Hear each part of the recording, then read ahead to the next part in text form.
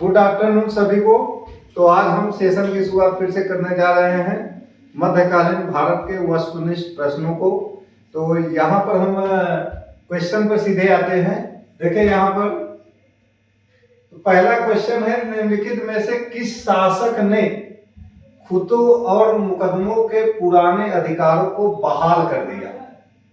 ए Alauddin Khilji, B Ghiyasuddin Tughlaq, सी Firoz Shah Tughlaq, D है मुबारक शाह।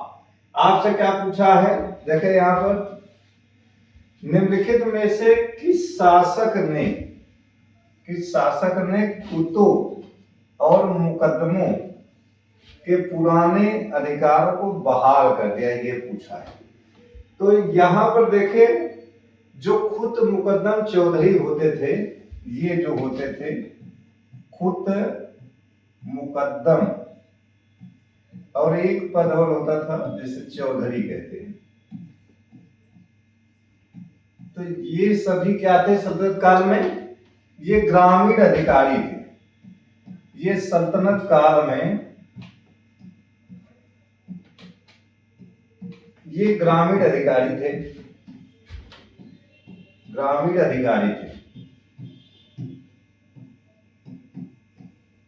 और ये क्या करते थे? लगान वसूली का काम करते थे। भू राजस्व की वसूली करते थे और ज्यादातर वंशानुगत थे। इनके जो दादा परदादा, इनके खानदान के लोग वर्षों से यही काम करते आए थे और इसमें भी ज्यादातर हिंदू समुदाय से संबंधित थे। तो ऐसे दौर में ये पता चलता है कि ये इराकी घोड़े की सवारी करते थे, बहुत ठाट बाट में रहते थे। तो इन पर नकेल करने की शुरुआत सबसे पहले किसने किया था? अलाउद्दीन खिलजी ने इन पर नकेल कस दिया। अलाउद्दीन खिलजी ने इनके अधिकारों पर कुठाराघात कर दिया था। अलाउद्दीन खिलजी ने इन पर नकेल कसा। अब ऐसे दौर में जब अलाउद्दीन खिलजी की मृत्यु हो जाती है तो हम देखते हैं कि गयासुद्दीन तुगलक ने इनके अधिकारों को, यानी जो पुराने अधिकार थे, जो राजस्व की वसूली करते थे, इन सभी अधिकारों को, जो ठाट बाट उनको मिला हुआ था, जो व्यवस्थाएं होती थी, सब उनको बहाल कर दिया गया। ठीक है, उनको उनके सम्मान को वापस कर दिया गया। और ये काम किसने किया? गयासुद्दीन तुगलक ने किया।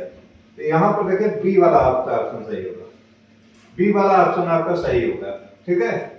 और अगर कहा जाए तो इन पर, इनके जो अधिकार थे, इस पर प्रतिबंध की अगर बात होगी तब होगा अलाउद्दीन खिलजी हो जाएगा। प्रतिबंध अगर पूछ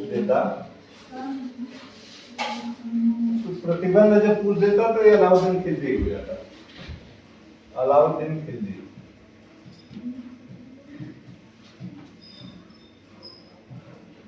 ठीक है, यहां पर इनके इन अधिकारों को उसने बहाल कर दिया था। चलिए नेक्स्ट क्वेश्चन पर आए। क्वेश्चन नंबर 2 पर आइए। देखें हम लोग,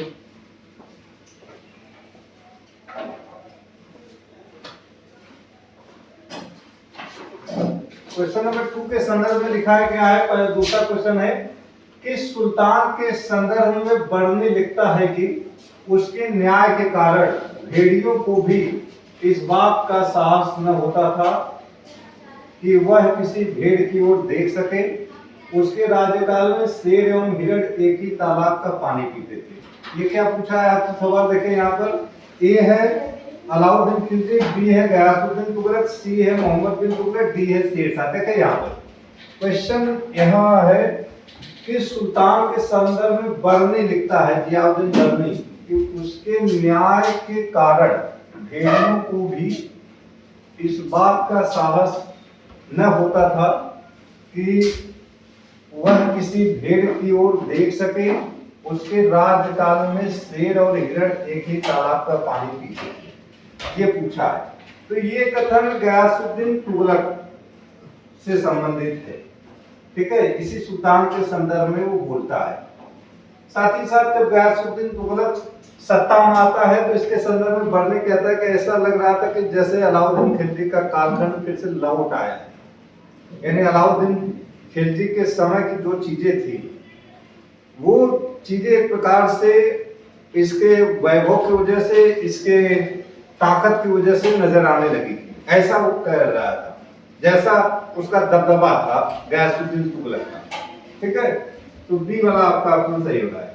नेक्स्ट क्वेश्चन पर आए।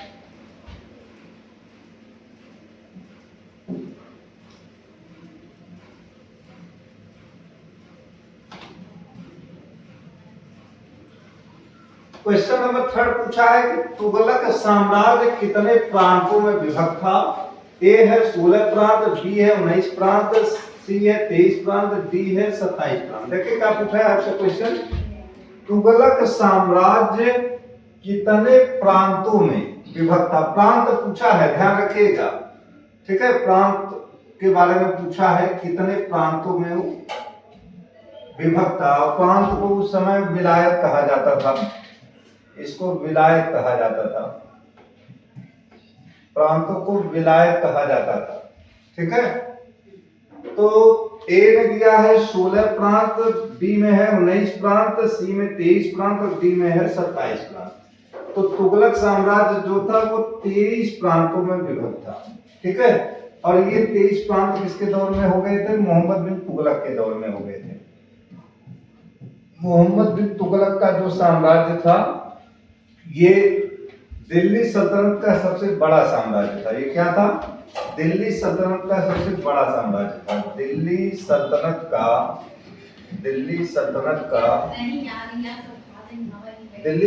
का सबसे बड़ा साम्राज्य था, सबसे बड़ा साम्राज्य।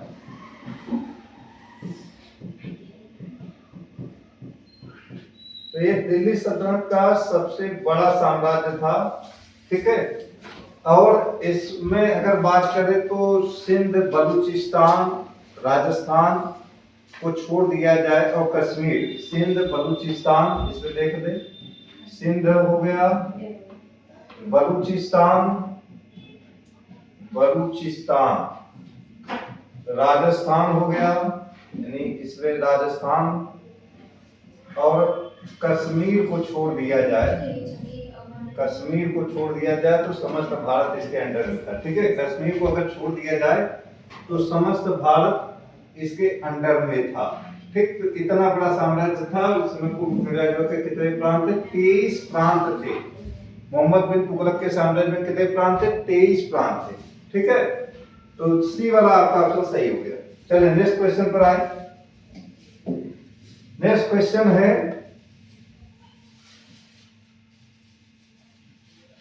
चौथा क्वेश्चन है, किस सुल्तान को अपने विद्वता के कारण अपने युग का अरस्तु कहा जाता। अरस्तु ध्यान रखेगा, एक महान दार्शनिक थे। ए है ऐबक, बी है रजिया, सी है अलाउद्दीन खिलजी, डी है मोहम्मद बिन तुगलक। क्या पूछा है देखिए आपसे, किस सुल्तान को अपनी विद्वता के कारण, किस सुल्तान को अपनी विद्वता के कारण अपने युग का क्या कहा जाता था, अरस्तु कहा जाता था। ये आपसे पूछा है।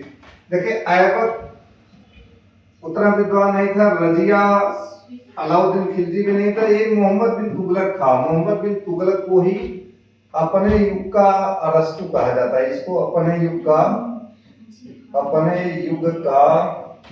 अरस्तु कहा जाता है, अरस्तु कहा जाता है। ध्यान रखे रहिएगा, ये सबसे महत्वपूर्ण है। ये क्वेश्चन पूछा भी जा चुका है पीजीटी में, तो क्वेश्चन नंबर 4 का डी सही है। नेक्स्ट क्वेश्चन पर आइए। नेक्स्ट क्वेश्चन पर साथ ही साथ मोहम्मद बिन तुगलक को दिल्ली सल्तनत का सबसे बुद्धिमान शासक भी इसी कहा जाता है। ये सबसे बुद्धिमान शासक था, सबसे पढ़ा लिखा शासक था, सबसे बुद्धिमान शासक था, ये सबसे पढ़ा लिखा भी था। इस नाते भी उलेमा वर्ग इससे नाराज भी रहता था। साथ ही साथ खलीफा की सत्ता को मान्यता देने से इनकार कर दिया, तो इसके दौर में विद्रोह हो गया था। बाद में उसने मिस्र के खलीफा अल हकीम द्वितीय से शासन करने का मान्यता प्राप्त किया था। ये इसके दौर की सबसे महत्वपूर्ण घटना मानी जाती है कि इसको मिस्र के खलीफा अल हकीम द्वितीय ने मंजूर प्रदान किया था। ठीक है, चलिए नेक्स्ट क्वेश्चन पर आइए। क्वेश्चन नंबर 5, क्वेश्चन नंबर 5 है, किस अभिलेख में मोहम्मद बिन तुगलक को पृथ्वी के सभी सम्राटों में मुकुट का मोती पुकारा गया है? देखिए क्या, ए है राजमुंदरी अभिलेख, बी है बहिरागढ़ अभिलेख, सी है सरबन अभिलेख, डी है जोधपुर अभिलेख। देखिए क्या पूछा है आपसे, किस अभिलेख में मोहम्मद बिन तुगलक को, किस अभिलेख में मोहम्मद बिन तुगलक को पृथ्वी के सभी सम्राटों में मुकुट का मोती पुकारा गया, ये पूछा है। ए है राजमुंदरी अभिलेख, बी है बहिरागढ़ अभिलेख, सी है सरबन अभिलेख, डी है जोधपुर अभिलेख। देखिए यहाँ पर जो राजमुंदरी अभिलेख है, इसमें उलू खान को दुनिया का खान कहा गया है, इसी को दुनिया का खान कहा गया है, दुनिया का खान कहा गया है। ठीक है। बहिरागढ़ अभिलेख की बात करें तो इसमें गोवध पर प्रतिबंध का उल्लेख मिलता है, गोवध पर प्रतिबंध, इसका उल्लेख इसी में मिलता है कि इसने जैनियों को गाय प्रदान किया था, जैनियों को गाय। ये सरबन अभिलेख है जिसमें क्या कहा गया, मोहम्मद बिन तुगलक को पृथ्वी के सभी सम्राटों में मुकुट का मोती कहा गया, इसी में कहा गया। जोधपुर अभिलेख अलाउद्दीन खिलजी से संबंधित है। ठीक है, जिसमें कहा गया है कि उसके देवतुल्य शौर्य से पृथ्वी अत्याचारों से मुक्त हो गई थी, ये कहा गया है। तो यहाँ पर सी वाला आपका ऑप्शन सही है, पांचवे का सी वाला। ठीक है, चलिए नेक्स्ट क्वेश्चन पर आइए। क्वेश्चन नंबर 6 पर, क्वेश्चन नंबर 6 देखें। यहाँ पर हम लोग जरा सा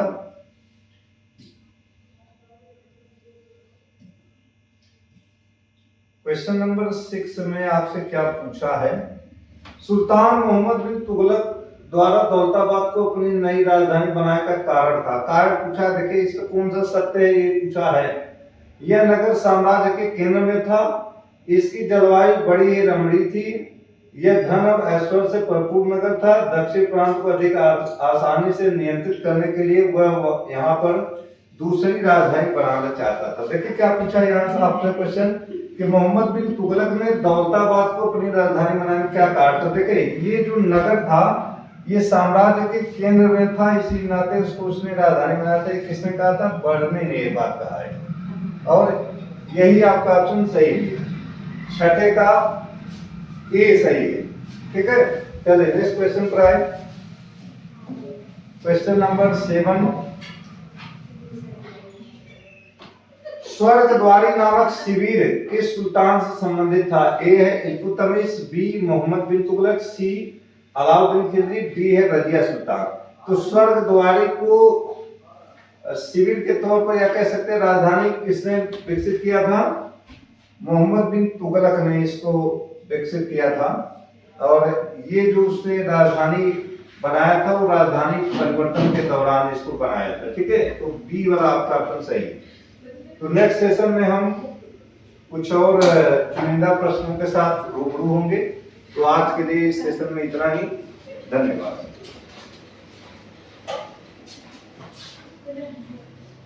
भैया